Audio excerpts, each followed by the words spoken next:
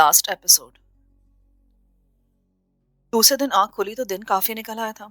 कई दिनों बाद पेट भरकर खाने और जी भरकर नींद लेने से मेरी खोई भी तवानाई बहाल हो गई थी। मुंह हाथ धोकर मैंने मैले कपड़े बदले और गांव आ गया। कुछ लोगों ने मुझसे पूछा कि मैं दूसरे गांव से कब वापस आया। मैंने उन्हें मुनासिब जवाब देकर मुतमईन कर दिया। उस वक्त मेरे दिल को एक ही धड़का लगा था कि कहीं किसी अतालवी सिपाही को कैंप के अंदर सुरंग का सुराख नजर ना आ गया हो। लेकिन ये सोचकर मुतमईन हो जाता कि मैंने उसे घास फूस से अच्छी तरह छुपा दिया है। दोपहर को खजूरों के नीचे वाफिद से मुलाकात हुई तो वो कहने लगा, अब दुआ करो क्या तालवी गांव में लोगों को बैगार के लिए लेने आ जाए, क्योंकि सिर्फ इसी सूरत में तुम कैंप के अंदर जाकर अपनी मंगेतर को इत्तला कर सकते हो कि वो फरार के लिए तैयार रहे। मैंने कागज पर अरबी में 4 सतरें लैला के नाम लिखकर अपनी जेब में छुपा कर रख लिया। मैंने यही लिखा था कि आज रात तुम तैयार रहना, मैं आधी रात के बाद तुम्हें यहां से ले जाऊंगा। 2 दिन गुजर गए। मुझे यह भी अंदेशा था कि कहीं सहरा की रेत उड़ उड़ाकर सुरंग के सुराख को बंद न कर दे।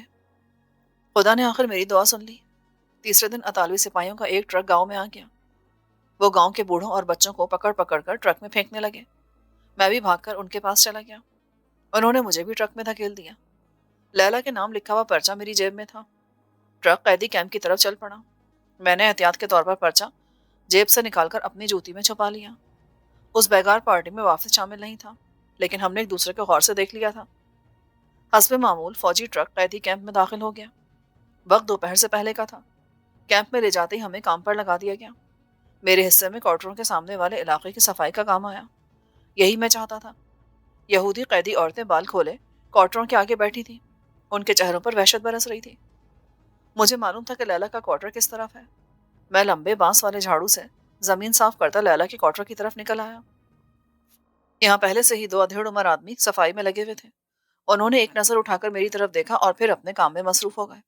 वहां सिर्फ एक सिपाही था जो कुछ फासले पर क्वार्टर के खंबे से टेक लगाए खड़ा सिगरेट पी रहा था। मैंने कनखियों से लैला के क्वार्टर को देखा। लैला बाहर नजर ना आई तो मैं झाड़ू चलाता उसके क्वार्टर के आगे तक आ गया और कूड़े करकट की ढेरी बनाने लगा। मैं वो जगह भी अच्छी तरह देख लेना चाहता था जहां मैंने सुरंग का सुराख खोला था, लेकिन सबसे पहले मुझे लैला को अपना पर्चा देना था। लैला वहां कहीं नहीं थी। उसके क्वार्टर का दरवाजा बंद था। मैं फिक्रमंद हो गया कि कहीं ऐसा तो नहीं कि ये लोग लैला को यहां से निकालकर पीछे किसी दूसरे कैंप ले गए हों। मैंने कोशा चशम से अतालवी सिपाही की तरफ देखा। वो सिगरेट मुंह में लिए कंधे से राइफल लटकाए टहलने लगा। फिर वो टहलते टहलते क्वार्टरों की दूसरी कतार की तरफ चल दिया। ये मौका गनीमत था। मैं कूड़ा करकट साफ करने के बहाने क्वार्टर के तख्ते पर चढ़ गया। अचानक मेरी नजरों ने लैला को देखा। वो खिड़की वाली सलाखों के साथ लगी उदास नजरों से मुझे तक रही थी। मैं जल्दी से बैठ गया। जूती में से पर्चा निकालकर उसकी गोली बनाई और झाड़ू चलाता खिड़की के पास आया। तेजी से पर्चे की गोली खिड़की के अंदर फेंक दी और तख्ते से नीचे उतरकर झाड़ू चलाना शुरू कर दी। मैंने देखा लैला खिड़की के पास नहीं थी। मुझे इत्मीनान हो गया कि मेरा पर्चा उसके पास पहुंच गया है। ये कठिन मरहला तय हो गया था।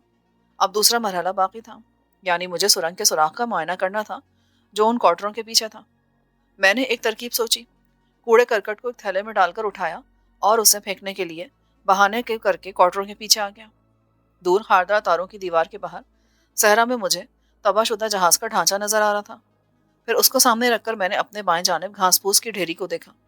मैंने वहां जाकर कूड़े का थैला रख दिया और देखा कि वहां से चंद फुट बाएं जानिब एक घास फूस अलग पड़ा था। उस घास के नीचे सुरंग का सुराख था। किसी को अभी तक सुरंग का इल्म नहीं हुआ था। एक सिपाही ने दूर से मुझे डांटा कि मैं उधर क्या कर रहा हूँ। मैंने आरसी से कहा कि कूड़ा फेंकने आया था। ये कहकर मैं जल्दी से दूसरे आदमियों के पास आ गया और झाड़ू चलाने लगा। तीसरे पहर हमें बैगार से निजात मिल गई और ट्रक में बिठाकर हम सबको वापस गांव पहुंचा दिया गया। मेरी आंखें वाफिद को तलाश कर रही थीं, मगर वो मुझे कहीं नजर नहीं आ रहा था। आज रात में लैला को जंगी कैदियों के कैंप से निकाल ले जाने वाला था, लेकिन इससे पहले वाफिद से मुलाकात बहुत जरूरी थी, क्योंकि कैदी कैंप से फरार होने के बाद हमें किसी खुफिया जगह कुछ वक्त के लिए रूपोश होने की जरूरत थी।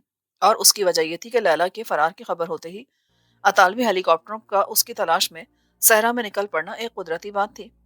वाफिद ने मुझे कहा भी था कि वो हमारे छुपने का इंतजाम कर देगा। शाम हो गई। गांव के बड़े बूढ़े मकानों से निकलकर इधर उधर बैठकर कहवा पीने और बातें करने लगे। यहाँ भी मुझे वाफिद कहीं दिखाई न दिया तो मैं अपने मकान में आ गया। फिर रात हो गई। मेरा दिल बेचैन था कि खुदा जाने वाफिद कहाँ चला गया। उसकी मदद के बगैर मैं लैला को उस इलाके से नहीं निकाल सकता था। मुझे सहराए रास्तों का भी कुछ इल्म नहीं था। मेरे पास एक ऊंट भी ना था जिस पर बिठाकर मैं लैला को ले जाऊं। रात गहरी होती चली गई। मेरी बेचैनी में इजाफा होने लगा। لیلا نے میرا رقعہ پڑھ لیا ہوگا، وہ ضرور آدھی رات کے بعد میرا انتظار کرے گی۔ اگر میں نہ گیا تو اس کو سخت مایوسی ہوگی۔ اس کے علاوہ دوسری رات کو اسے نکالنے کے لیے مجھے ایک بار پھر اسے رقعہ پہنچانے کی ضرورت تھی، جو ایک مشکل مرحلہ تھا۔ خدا جانے اب کب ہمیں بیگار میں پکڑ کے لے جایا جائے، اور کیا معلوم پھر مجھے لیلا کے کوارٹر تک پہنچنے کا موقع ملے بھی یا نہ ملے۔ میں اسی ادھیڑ بن میں تھا کہ مجھے صحن میں کسی کے آہستہ سے کھانسنے کی آواز سنائی دی۔ یہ وافد ہی تھا۔ میں جلدی سے کوٹری سے باہر آ گیا۔ اندھیرے میں کمبل کی بکل مارے وافد میری طرف آ رہا تھا۔ وہ مجھے کوٹری میں لے آیا۔ آپ کہاں تھے؟ میں نے بے چینی سے کہا۔ وہ اطمینان سے دری پر بیٹھ گیا۔ اس نے بتایا کہ وہ میرا ہی بندوبست کرنے گیا تھا۔ دو تیز رفتار اونٹ گاؤں سے کچھ دور شمال کی طرف ایک جگہ میں نے باندھ دیے ہیں۔ میں تمہارے ساتھ جاؤں گا، مگر پیچھے رہوں گا۔ اگر تم لیلا کو نکالنے میں کامیاب ہو گئے تو پھر ہمیں کوئی خطرہ نہیں ہوگا۔ وہ دیر تک مجھ سے گفتگو کرتا رہا۔ جب رات آدھی ہو گئی تو ہم مکان سے نکلے اور قیدی کیمپ کی طرف روانہ ہو گئے۔ صحرا کی تاریک رات میں چلتے چلتے جب ہمیں ایک جانب قیدی کیمپ کی روشنی اور دوسری طرف جہاز کے ڈھانچے کا ملبہ نظر آیا تو شیخ وافد وہیں ریت پر بیٹھ گیا۔ اس نے مجھے خنجر دیا اور آہستہ سے بولا، تم موت کے منہ میں جا رہے ہو، مگر محبت میں تمہیں ایسا ہی جرأت مندانہ قدم اٹھانا چاہیے تھا۔ جاؤ، میں یہاں بیٹھ کر تمہارے لیے دعا کروں گا۔ میں ریت پر رینگتا ہوا تباہ شدہ ڈھانچے میں آ گیا۔ یہاں دیوار کے سوراخ میں سے کیمپ کے عقبی حصے کا جائزہ لیا۔ کھمبے کی روشنی کافی فاصلے پر تھی اور لیلا کے کوارٹر کا عقبی حصہ نیم اندھیرے میں تھا۔ اتنے میں دو سپاہی باتیں کرتے، گشت لگاتے خاردار تاروں والی دیوار کے قریب سے گزر گئے۔ میں نے گڑھے کا منہ کھودا اور اس میں اتر گیا۔ پھر اللہ کو یاد کیا اور سرنگ میں گھس کر آگے کو رینگنے لگا۔ سرنگ میں دو سوراخوں کی وجہ سے تازہ ہوا برابر آ رہی تھی۔ میری رفتار اگرچہ سست تھی، مگر میں رکے بغیر آگے ہی آگے رینگتا چلا گیا۔ آخر ایک جگہ سرنگ ختم ہو گئی۔ ہاتھ اوپر کر کے میں نے سوراخ کے اوپر سے گھاس کو پرے ہٹایا، سر باہر نکال کر دیکھا۔ آس پاس مجھے کوئی فوجی سپاہی نظر نہ آیا۔ کوارٹروں پر خاموشی طاری تھی۔ عقبی حصہ اندھیرے میں تھا۔ میں نے خنجر کی مدد سے سوراخ کو چوڑا کر لیا، پھر اس میں سے بازو باہر نکالے اور سرنگ سے باہر آتے میں وہیں لیٹ گیا۔ میرے آگے اب زندگی اور موت کا مرحلہ تھا۔ موت میرے بالکل قریب آ گئی تھی، مگر لیلا کی محبت مجھے ہمت دلا رہی تھی۔ میں رینگتے ہوئے اس کے کوارٹر کی سیڑھی کے پاس آ کر تختے کے نیچے چھپ گیا۔ جب مجھے اطمینان ہو گیا کہ کیمپ کے اس علاقے میں کوئی گارڈ نہیں ہے تو میں نے نیچے سے تختے کو آہستہ آہستہ ٹھک ٹھک کی۔ مجھے یقین تھا کہ لیلا میری اس آواز کی منتظر ہوگی۔ ایسا ہی ہوا۔ مجھے اوپر تختے پر لیلا کے چھوٹے چھوٹے قدموں کی آواز سنائی دی۔ میں تختے سے باہر نکل آیا۔ یہاں اندھیرا ضرور تھا، مگر کیمپ کے کھمبے کی بتی کی روشنی تھوڑی تھوڑی یہاں پہنچ رہی تھی۔ میں نے خشک آواز میں کہا، لیلا، رینگتی بھی میرے پیچھے پیچھے آؤ۔ یہ کہہ کر میں کوارٹروں کی دیوار کے ساتھ لگ کر زمین پر خاردار دیوار کی طرف رینگنے لگا۔ چند قدم آگے جا کر میں نے لیٹے لیٹے گردن گھمائی تو لیلا زمین پر رینگتی میرے پیچھے چلی آ رہی تھی۔ آخری کوارٹر کے پاس آ کر میں رکا۔ میری نگاہیں گشتی پارٹی کے اندھیرے میں تلاش کر رہی تھیں۔ خاردار تاروں کی دیوار کی دوسری طرف دور مجھے دو انسانی سائے نظر آئے۔ لیلا کا چہرہ میرے پاؤں کے قریب تھا۔ میں نے ہاتھ پیچھے کر کے لیلا کو وہیں ساکت ہو جانے کا اشارہ کیا۔ ہم نے اپنے اپنے سر زمین پر رکھ دیے۔ اندھیرے میں سپاہیوں کے سائے خاردار تاروں کی دوسری طرف سے جب کافی آگے نکل گئے تو میں تیزی سے رینگتا ہوا گھاس کی ڈھیری کے پاس پہنچا۔ یہاں پہنچ کر میں نے اپنا سر پیچھے کیا۔ اب میرا سر زمین پر اوندھی پڑی لیلا کے سر کے قریب تھا۔ یہاں میں نے اسے بتایا کہ ہم ایک سرنگ میں سے گزرنے والے ہیں۔ میں نے لیلا کو ہدایت کی کہ یہ اس کی زندگی کی آخری امید ہے، اسے حوصلے سے کام لینا ہوگا۔ یہ کہہ کر میں سوراخ میں سے نیچے اتر گیا۔ لیلا بھی میرے پیچھے آ گئی۔ سرنگ میں اندھیرا تھا۔ میں کوہنیوں کے بل سرنگ میں آگے کو کھسکنے لگا۔ میں نے لیلا کو پکار کر کہا، لیلا، گھبرانا نہیں، سرنگ زیادہ لمبی نہیں ہے۔ میں ٹھیک ہوں، لیلا کی کمزور آواز سنائی دی۔ ہم آدھی سرنگ پار کر گئے۔ یہاں اوپر والے سوراخ سے تازہ ہوا اندر آتی محسوس ہوئی، جس نے ہمارے حوصلے پسپا نہ ہونے دیے۔ آخر مجھے سامنے کی طرف سے تازہ ہوا اپنے چہرے سے مس ہوتی محسوس ہوئی۔ میں نے لیلا کو آواز دے کر کہا، سرنگ ختم ہو رہی ہے، گھبرانا مت۔ لیلا کسی نہ کسی طرح میرے پیچھے رینگتی چلی آ رہی تھی۔ سرنگ ختم ہوتے ہی میں نے گڑھے میں قلع بازی لگا دی۔ اس کے بعد میں نے پلٹ کر لیلا کو بازو سے پکڑ کر گڑھے میں کھینچ لیا۔ وہ بری طرح ہانپ رہی تھی۔ ایک منٹ تک وہ بات کرنے کے قابل نہ ہو سکی۔ وہ گڑھے میں بے سود پڑی تھی۔ میں نے اس سے کہا، ہم کیمپ سے زیادہ دور نہیں ہیں، مگر یہ محفوظ جگہ ہے۔ لیلا کا خوف ابھی تک دور نہیں ہوا تھا۔ اس کی حالت ایسی تھی جیسے کسی نے اسے قبر سے باہر نکالا ہو۔ میں گڑھے سے باہر آیا اور لیلا کو بھی اوپر کھینچ لیا۔ میں گھٹنوں کے بل چلتا ڈھانچے کے بغلی شگاف تک گیا۔ تازہ ہوا نے ہمیں بڑی طاقت دی تھی۔ کیمپ پر خاموشی چھائی ہوئی تھی، کسی کو ابھی تک لیلا کے فرار کے عمل کا علم نہ ہو سکا تھا۔ میں واپس لیلا کے پاس آیا، جلدی جلدی مختصر الفاظ میں اسے تھوڑا بہت حالات سے باخبر کیا، اور پھر ہم دونوں جہاز کے ڈھانچے سے باہر آ گئے۔ ایک بار پھر ہم ریت پر رینگ رہے تھے، مگر کھلی ہوا میں نرم ریت پر رینگنے سے ہمیں زیادہ دقت محسوس نہیں ہو رہی تھی۔ ایک نشیب سے گزرنے کے بعد جب میں اسی پوائنٹ پر پہنچا جہاں سے محفوظ علاقہ شروع ہوتا تھا، تو ہم دونوں گھٹنوں کے بل چلنے لگے۔ آخر ہم اس مقام پر پہنچ گئے جہاں وافد اندھیرے میں ہماری راہ تک رہا تھا۔ اس نے ہمیں دیکھا تو بولا، میرے پیچھے سی طرح چلتے آؤ۔ نصف فرلانگ تک گھٹنوں کے بل چلنے کے بعد ہم اٹھ کھڑے ہوئے اور تیز تیز قدموں سے چلنے لگے۔ وافد ہماری رہنمائی کر رہا تھا، ہمارا رخ گاؤں کی طرف نہیں تھا۔ 2 فرلانگ چلنے کے بعد ریت کا ایک ٹیلا آ گیا۔ اس کے پیچھے آئے تو وہاں میری نظر اندھیرے میں 2 اونٹوں پر پڑی جو زمین پر گردنیں اٹھائے بیٹھے تھے۔ وافد نے لیلا سے کہا، تم دونوں اس اونٹ پر بیٹھ جاؤ، میں دوسرے اونٹ پر سوار ہو کر تمہارے آگے آگے چلوں گا۔ تھوڑی دیر بعد ہمارے اونٹ رات کے اندھیرے میں صحرا کی وسعتوں میں ایک طرف بھاگے جا رہے تھے۔ صحرائے رات میں ہمارا یہ سفر پو پھٹنے تک جاری رہا۔ وافد ہمارے آگے آگے تھا، وہ ہمیں ایک ایسی جگہ لے جا رہا تھا جہاں ہم کچھ وقت کے لیے روپوش رہ سکتے تھے۔ جب آسمان پر مشرق کی جانب ستارے ماند پڑ رہے تھے تو شہر کے اولین دھندلکوں میں ہمیں کچھ فاصلے پر ریت کے ٹیلوں کا ایک سلسلہ نظر آیا۔ وافد اب اپنا اونٹ ہمارے اونٹ کے برابر لے آیا تھا۔ اس نے ٹیلوں کی طرف اشارہ کرتے ہوئے ہمیں بتایا کہ ان ٹیلوں کے درمیان ایک خفیہ مقام ہے جہاں ہم جا رہے ہیں۔ یہ مقام ایک قدرتی غار تھا جو ریت کے ٹیلوں کے درمیان ایک زمین میں آدھی دھسی ہوئی چٹان میں بنا ہوا تھا۔ غار کے منہ پر ببول کی خاردار جھاڑیاں اگی ہوئی تھیں۔ جھاڑیوں کے پاس ہم نے اپنے اونٹوں کو زمین پر بٹھا دیا، پھر ہم نیچے اتر آئے۔ لیلا نڈھال سی ہو رہی تھی، مگر قید سے نکل آنے کی اسے خوشی بھی تھی۔ اس کے باوجود وہ گھبرا رہی تھی کہ کہیں وہ پھر سے نہ پکڑی جائے۔ میں اسے بار بار حوصلہ دے رہا تھا۔ وافد ہمیں اپنے ساتھ لے کر اس قدرتی چٹانی غار میں داخل ہو گیا۔ اس کے ہاتھ میں ایک تھیلا تھا جو اس نے اپنے اونٹ پر سے اتارا تھا۔ تھیلے میں سے اس نے موم بتی نکال کر جلا لی۔ غار کی دیواروں میں نوکیلے پتھر ابھرے ہوئے تھے، چھت زیادہ اونچی نہیں تھی، فضا میں ایک عجیب ناگوار سی بو رچی ہوئی تھی۔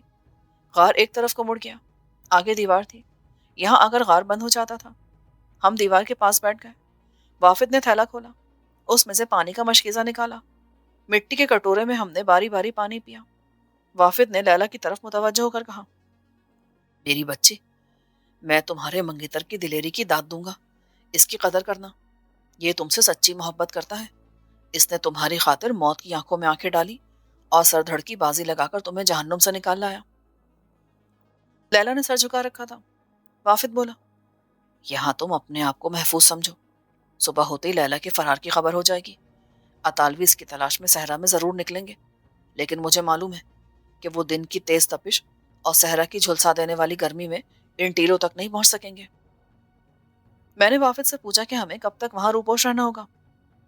تمہیں صرف کل کا دن یہاں بسر کرنا ہوگا، کل شام کو میں آؤں گا اور ہم راتوں رات یہاں سے نکل جائیں گے۔ لیلا نے کمزور آواز میں پوچھا، ہم کس طرف جائیں گے؟ کیا ہم اپنے وطن بن غازی نہیں جا سکتے؟ بن غازی پر ابھی تک جرمنوں کا قبضہ ہے، وہاں تمہارے جانے کا بھی سوال ہی پیدا نہیں ہوتا۔ اطالوی تمہاری تصویر بن غازی کے جرمن کمانڈر تک ضرور پہنچا دیں گے۔ میں چاہتا ہوں کہ تم دونوں یہاں سے بس شام کی طرف چلے جاؤ۔ یہ گاؤں یہاں سے 1 رات کے سفر پر ہے، وہاں میرا چھوٹا بھائی رہتا ہے، میں تمہیں اس کے حوالے کر کے اپنے گاؤں واپس آ جاؤں گا۔ وہاں تم جنگ ختم ہونے تک اطمینان سے رہنا، ادھر جنگ کا اثر زیادہ نہیں ہے، جنگ کا زور صرف شمال کی طرف ہے۔ میں تمہارے پاس کچھ خشک گوشت اور روٹی اور پانی رکھے جا رہا ہوں، یہ کل شام تک کے لیے کافی ہوگا۔ شام ہوتے ہی میں تمہارے پاس آ جاؤں گا اور پھر ہم آگے بس شام کی طرف چل دیں گے۔ اب میں چلتا ہوں، میں چاہتا ہوں کہ دن زیادہ چڑھنے سے پہلے پہلے گاؤں پہنچ جاؤں، میری عدم موجودگی اطالویوں کو میرے بارے میں شبہ میں مبتلا کر سکتی ہے۔ یہ کہہ کر وافد خوراک کا تھیلا ہمارے پاس چھوڑ کر چلا گیا۔ ہم دونوں غار میں اکیلے رہ گئے۔ ایک مدت کے بعد ہمیں ایسی تنہائی ملی تھی کہ جس میں کسی کے مخل ہونے کا سوال ہی پیدا نہیں ہوتا تھا۔ پہلے میں نے لیلا کو اپنی داستان سنائی، اس کے بعد لیلا نے مجھے اپنی کہانی بیان کی۔ لیلا کو سلون گاؤں سے ہی جرمن سپاہیوں نے گرفتار کر لیا تھا۔ اس پر جرمنوں کو شبہ تھا کہ وہ اتحادیوں کے جاسوس ہیں۔ لیلا پر کافی تشدد بھی کیا گیا، لیکن چونکہ اسے جاسوسی کے بارے میں کوئی علم نہیں تھا، اس لیے اس نے جرمنوں کو کچھ نہ بتایا، اور یوں پہلے تو اس کو تشدد کا نشانہ بنا جاتا رہا، پھر اسے بن غازی سے نکال کر اطالوی جنگی قیدیوں کے کیمپ میں بھیج دیا گیا۔ لیلا کی پوری درد بھری داستان میں سے وہ حصہ سب سے زیادہ خوبصورت اور میرے لیے اطمینان کا باعث تھا جہاں اس نے مجھے بتایا کہ اس کا منگیتر اور چچا زاد عبید بھی گولہ باری میں ہلاک ہو گیا ہے۔ عبید کی موت کی تصدیق عبید کے ماموں نے کی تھی، جس نے اس کی لاش بنغازی میں اس کے ایک دوست کے صحن میں پڑی دیکھی تھی۔ سارا دن ہم نے اسی غار میں گزار دیا۔ اس بیچ میں 2 دفعہ اٹھ کر غار سے باہر بھی گئے۔ ایک بار ہم نے ہیلی کاپٹر کی آواز بھی سنی جو ہم سے کچھ فاصلے پر آ رہی تھی۔ اس کے بعد شام تک وہاں سکون طاری رہا۔ نہ کوئی اطالوی، نہ جرمن ٹرک ادھر آیا اور نہ ہی کوئی ہیلی کاپٹر گزرا۔ جب رات ہو گئی تو میں نے غار میں موم بتی روشن کر دی۔ لیلا بولی، اس روشنی کو کوئی باہر سے دیکھ لے گا، اور میں نے موم بتی بجھا دی۔ پھر میں لیلا کو غار میں چھوڑ کر غار سے باہر آیا۔ ٹیلے پر چڑھ کر چاروں طرف دیکھنے لگا۔ صحرا میں رات کی اولین سرمئی دھند اترنے لگی تھی۔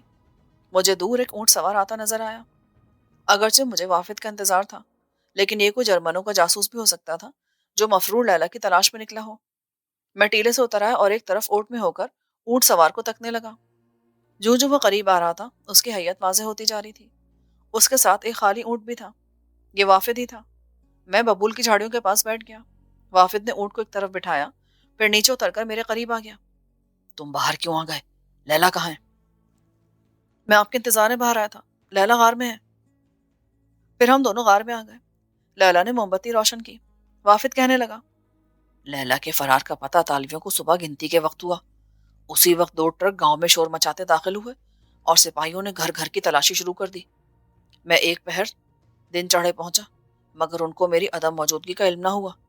وہ لوگ مکانوں کی چھان پٹک کرنے کے بعد چلے گئے۔ اس کے بعد وہ خود تو گاؤں میں نہیں آئے، لیکن ہمارے گاؤں کے قریب سے کئی ٹرک گزرے ہیں۔ اب کیا صورتحال ہے؟ ظاہر ہے تمہاری منگیتر کی تلاش جاری ہے۔ 2 پہر کے بعد گاؤں کے اوپر سے ایک ہیلی کاپٹر بھی گزرا تھا۔ کچھ کہا نہیں جا سکتا، لیکن تم دونوں محفوظ ہو، اور میرے چھوٹے بھائی کے گاؤں بشام میں اس سے زیادہ محفوظ ہوگے۔ اب تم اٹھو اور میرے ساتھ بشام کی طرف چلو۔ ہم وہاں پوری رات کے سفر کے بعد پہنچیں گے۔ میں نے ایک آدمی اپنے چھوٹے بھائی کے گاؤں اپنا پیغام دے کر دوڑا دیا ہے۔ میں نے اسے صرف یہ پیغام دیا ہے کہ میں بیمار ہوں اور صبح اس کے پاس پہنچ رہا ہوں۔ ہمیں کیا اعتراض ہو سکتا تھا؟ میں اور لیلا اونٹ پر سوار ہو گئے۔ وافد بھی اپنے اونٹ پر بیٹھ کر صحرا کے سفر پر روانہ ہو گیا۔ ساری رات کا سفر تھا۔ راستے میں ہم نے 2 جگہوں پر قیام کیا۔ تھوڑی دیر رک کر پانی پیا، ذرا سستائے اور پھر سفر شروع کر دیا۔ صبح ہونے سے پہلے ہم وافد کے بھائی کے گاؤں پہنچ گئے۔ وافد نے اپنے بھائی کو ہمارے بارے میں سب کچھ سچ سچ بتا دیا۔ یہ گاؤں خشک پہاڑیوں کے درمیان واقع تھا اور اس کے ارد گرد ہرے بھرے کھیت، انگور، انجیر اور کھجور کے باغ تھے۔ بڑا پرفضا علاقہ تھا۔ کافی بڑا گاؤں تھا۔ 2-3 بڑی بڑی حویلیاں بھی تھیں۔ وافد کے چھوٹے بھائی بکر کا مکان گاؤں سے باہر انگور کے ایک باغ میں تھا۔ وہ اپنی خوبصورت بیوی اور بچوں کے ساتھ یہاں رہتا تھا۔ بکر کی بیوی کو ہمارے بارے میں صرف یہی بتایا گیا کہ ہم بنغازی کے مہاجر ہیں اور ایک دوسرے کے منگیتر ہیں۔ وافد وہاں 1 روز رہا۔ اگلے روز جانے لگا تو ہمیں ایک طرف انگوروں کے باغ میں لے گیا اور کہنے لگا، میں واپس جا رہا ہوں۔ تم لوگ بڑے آرام سے یہاں اس وقت تک رہو جب تک کہ جنگ ختم ہو جاتی، یا پھر بنغازی سے جرمن اور اطالوی فوجیں واپس نہیں چلی جاتی۔ ہمیں یہاں جو خبریں ملی ہیں اس سے پتہ چلتا ہے کہ جرمن فوجیں شمالی افریقہ سے پسپا ہونے لگی ہیں۔ ممکن ہے جنگ جاری رہے، لیکن دشمن ہمارے علاقے کو چھوڑ کر بھاگ جائے۔ جو بھی حالات ہوں گے، بکر تمہارا پورا پورا خیال رکھے گا۔ میں نے اسے سب کچھ سمجھا دیا ہے۔ 10-15 دن کے بعد میں بھی پھیرا ماروں گا۔ وافد اسی روز واپس چلا گیا۔ ہم دونوں وہاں رہنے لگے۔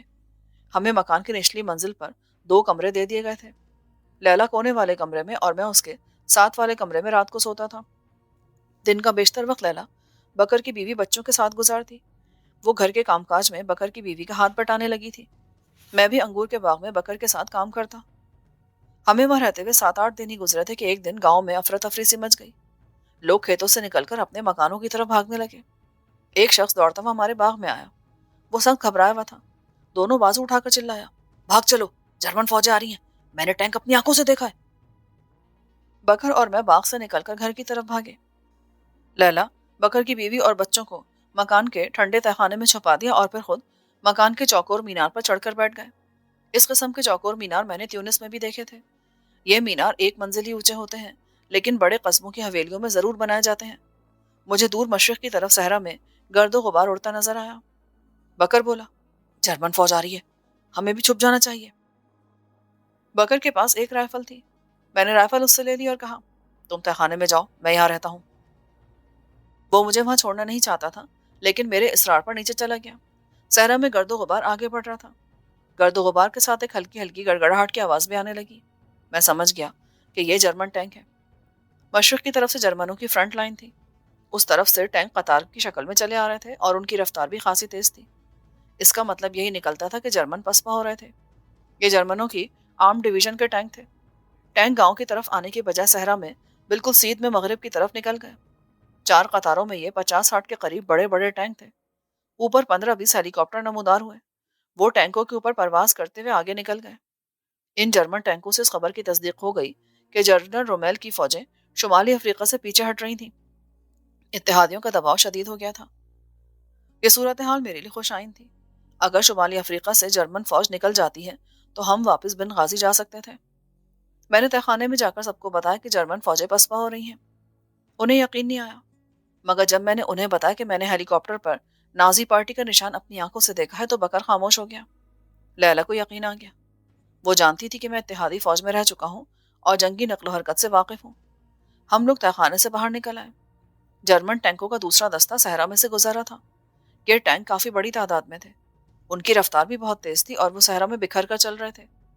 جب گاؤں کی طرف کسی ٹینک نے رخ نہ کیا تو لوگوں کا خوف دور ہو گیا اور وہ مکانوں کے باہر اور چھتوں پر کھڑے ہو کر ٹینکوں کو تیز رفتاری سے صحرا میں گزرتے دیکھنے لگے۔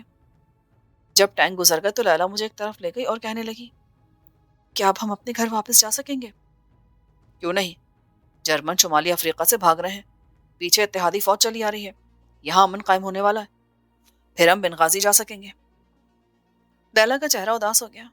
اسے اپنی چچی اور چچا کی یاد آ رہی ہوگی۔